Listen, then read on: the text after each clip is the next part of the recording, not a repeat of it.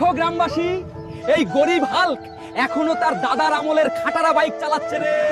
আরে গরিব ভিখারি, তাড়াতাড়ি এখান থেকে চলে যা, তোকে দেখে আমাদের বাইক না আবার নোংরা হয়ে যায়। আরে গ্রামবাসীরা, যত খুশি মজা উড়ানোর উড়িয়ে নে রে।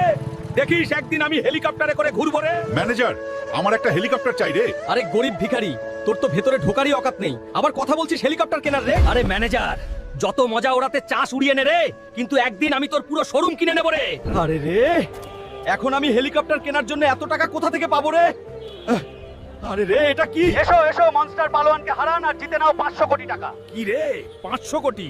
এই মনস্টার পালোয়ানকে তো আমিই হারাবো রে। আরে এখানে কোনো মায়ের লাল আছে যে এই মনস্টার পেহেলবানকে হারাতে পারে? দুই বাংলায় এমন কোন পুরুষ আছে যে আমার সঙ্গে লড়বে?